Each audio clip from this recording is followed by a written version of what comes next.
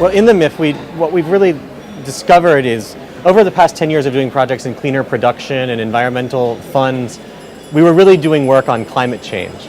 And in the past couple of years, as climate change has become the buzzword and everybody's talking about climate change, we went back to look at what we've done in the past and where we can make a big impact in the future. Looking at the core strengths of the MIF, which is dealing with small businesses, with low-income populations, we really narrowed down to three main areas of intervention for us. One is downscaling carbon markets, and so making carbon markets accessible to smaller entities, to individuals, the low-income individuals, also to work with the enabling environment for carbon finance. So in countries like Brazil, working with registries, working to create more verification and certification bodies, so that in Latin America, more projects can be verified to sell their carbon credits on the market. The second area that we're working on really is the areas of clean energy and more efficient energy.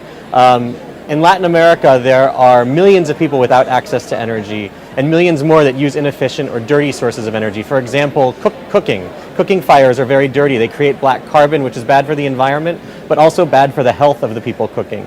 So we're trying to take a holistic approach, look at everything in this sector. So first is focusing on demand, showing both individuals and SMEs the bottom line savings that they can make economically by being more efficient with their energy use, and also the external benefits of improved and lowered greenhouse gas emissions. The second area is looking at supply. In Latin America, there aren't very many suppliers of energy efficiency goods, solar systems. There's some, and they're very successful, but it's not mainstream.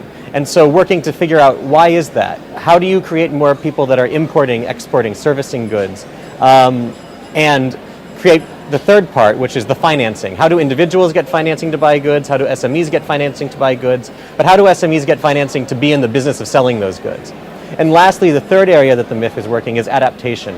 We know that climate change is going to cause effects for farmers, for coastal communities, coral bleaching.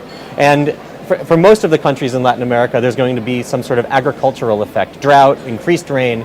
But also if you look at the Caribbean countries, if you think about the largest percentage of GDP comes from tourism, comes from agriculture, comes from fishing.